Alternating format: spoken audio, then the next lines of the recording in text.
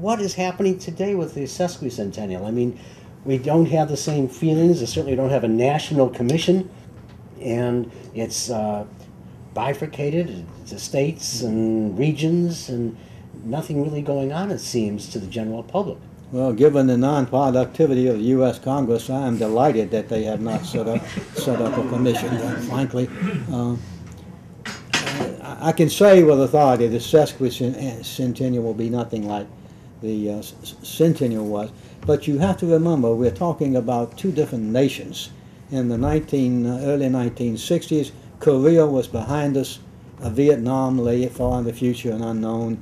American economy was solid, and we were progressing nicely. The biggest thing in America at the time was the construction of the interstate highway system. And that kept people employed, it kept states busy, money flowing in everywhere. So Americans could pause and reflect on that past, and they could do it with a great sense of positive thinking. And that's not the case today. This country is so polarized, it's so politicized, it's so full of negativism that trying to get us to agree on the past is just, it's not going to work because we can't even solve the problems of the present. And we haven't got time to look to the future. That's the nature of this country today. And so I think what we're finding in Virginia, and we are taking the lead in this sesquicentennial observance, we're going to concentrate mostly on local history, asking the counties and the cities to mark with reverence what they contributed to the war and what they remembered about the war. I've done, for example, as a member of the Virginia Commission, I produced a 3-hour documentary on Virginia in the Civil War. It's not politically correct, it's accurate.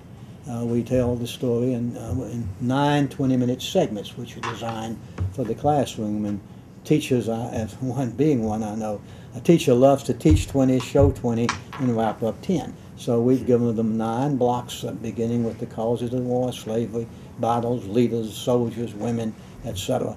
And what warms my heart so much is that the first 3,000 copies of that film went free of charge into every school in the state of Virginia.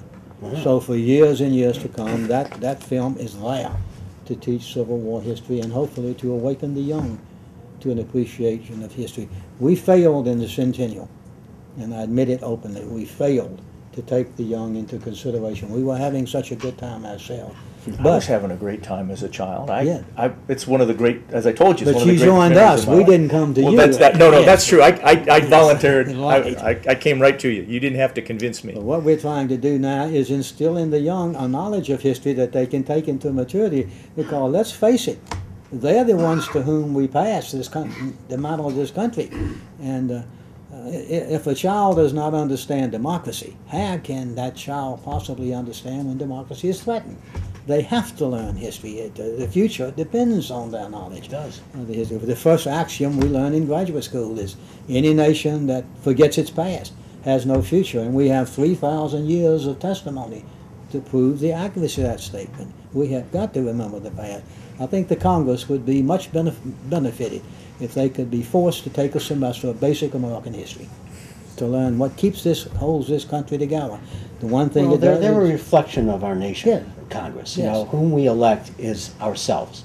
And if you You're indict right. Congress, unfortunately, you have to indict, I think, society as well. Indeed you do. You're certainly right. And with the Congress having a 9% popularity rating, that is to say 10 out of 11 Americans don't trust our national legislature, we have got a problem. I wonder if they trust themselves then. They're the ones who elected them. Question. I just wanted to show this because it's in stock and we can do it. I was going to show General Order Number 9. Now, there is a symbol Well, there's a touchstone of identity right there. of identity right Yes, there. right there. You could, And this is one of the buglers with the 39th Battalion that was guarding Lee and his staff. And this was on the field at Appomattox where this was written out. We have this in our stock right now. But as you say, that's an iconic piece. absolutely, absolutely. And people in the South could repeat that from memory. Yeah. Because Lee's words are so well written. I mean, they're written in military dispatch, in the terse prose of a military dispatch. Yet they are those words are eloquent beyond measure in so many ways. Because for every Southerner who feels the sting of defeat at Appomattox, reads Lee's words and takes hope and says, I will, I conducted myself with honor, I did my duty, and I can go now and continue my life knowing that that I served well, and I have no qualms about my service or the demonstration of courage and duty that was represented by the Army of Northern Virginia. And there were copies of it made. They were framed on the wall. It was very much a part of saying to the rest of the world, Lee's words validate what we did and why we have no need to apologize, why we have no need to regret. We stand as who we are. Yeah. One of our constant clients and friend, Norval, has written in about this book I'm showing right now, The Last Parade in 1932, which you say you have in your collection. Well, how important, he asks, is The Last Parade, and should the modern-day Lee historian read this one as well? Well, that's a very good question. I consider this to be Freeman's prose poem of Southern identity. And what he does in The Last Parade is, he's commemorating the last organized reunion of Confederate veterans, United Confederate veterans. His father was about 90 at this time, and he participated. And so what Freeman talks about is how Lee's army passes through these streets of Richmond in 1862, preparing for the 7 Days Battle. Comes back again in 1864 to defend Petersburg and Richmond against Grant's army. And now here's the last guard. Here's the rear guard of those men who are now in a rear guard, as he says, with death. And once they're gone, what's left? All that's left is honor. All that's left is memory, and that's what we should keep in mind. And so it's a beautiful prose poem, and in fact, it was so popular. That's why people wanted copies of it, and so it was printed in this folio with these magnificent lithographs of the statues on Monument Avenue, and it's a fantastic, very short, very very nice, fantastic piece of a touchstone of memory. Very quickly, Jim and Sherry in Sioux City, Iowa, want to know if you will be on the riverboats this summer because they look forward to seeing you. Yes, no? Yes, I'm due to be on the newly rehabilitated American Queen. Oh. I think it's in August. I'm not sure. Okay, there you go. That's where you should be. Doug in Centralia, Illinois, asked this question. I'll ask it to both of you. Would you agree that when 1860 Southerners spoke of states' rights, the ultimate right was the right to own slaves? Yes, there is. In my view, there are two clear definitions of freedom that exist in America in 1860. The first one is the idea that from the Declaration of Independence and the American Revolution is that all men are created equal, and that all men have inalienable rights of life, liberty, pursuit of happiness. Life, liberty, pursuit of happiness. That should belong to all men, black and white. Well, Southerners tie their set concept of freedom back to the ancient ideas of England, that life, liberty, property are essential to freedom. Property being property, and that includes slaves. So what you have here are Americans deeply connected to concepts of freedom and willing to die for those concepts of freedom. Not necessarily I have slaves and you don't, but my freedom is tied to my concepts of freedom related to life, liberty, and property. Others' concepts are tied to this broader idea of life, liberty, pursuit of happiness that lead to these irreconcilable positions, that I cannot give this up without losing everything. And so when you talk about states' rights, it's I think what you're really talking about is freedom as opposed to rights. Mm-hmm. You have to remember, too, that 11 years after the Declaration of Independence, the U.S. Constitution was adopted, the Constitution never spoke of slavery as legal or legally right or morally wrong, but it did stipulate that representation in Congress would depend on a percentage of the black slaves in the South. So it acknowledged its existence without commenting on its legality. So we still arguing that point. And the Fourth Amendment to the Constitution guarantees property. Mm-hmm. So therein is the struggle. The Constitution doesn't clarify the issue. The revolutionary generation does not clarify the issue. Slavery just simply becomes too ingrained in the American economy. 1/3 to 1/2 of all exports in the United States came from cotton. Cotton was the oil of today. The South was the Saudi Arabia of today. And the enormous wealth that was generated by this institution created those difficulties. And they believed that they had to nationalize it, or at least go further to enable it to exist. And when that was blocked, that was that. Right, and the issue of expanding into the West. If you can't expand, then the economy will die, and that whole cotton economy will collapse eventually, and slavery will as an institution, will no longer exist as well. Yeah, clearly, the founding fathers knew they could not resolve the question of slavery any more than they could resolve the issue of federalism. When all is said and done, who has ultimate sovereignty? They hoped that time would tell. Well, it was war. I don't see how we could have avoided a civil war, frankly. With the emotions present, no. No, but you're exactly right. The emotions are tied to it. Absolutely. The cotton kingdom was dying because of lack of land on which to plant it. Cotton, like tobacco, it saps all the nourishment out of soil. And the theory of crop rotation still lay in the future. So Southerners were constantly in need of land. And this is what was a bulwark of the Republican Party. Don't let them expand. And cotton would have died, so would it. Slavery would have died within 30 years, but for the emotions of the hour. Nobody was willing to wait and let time do its toll. Right. Well, I mean... And once you move toward non-negotiables of freedom, and Americans are always very sensitive about freedom, once you start putting Americans into a situation where I have to make a choice, and my freedom's at stake, I will fight. And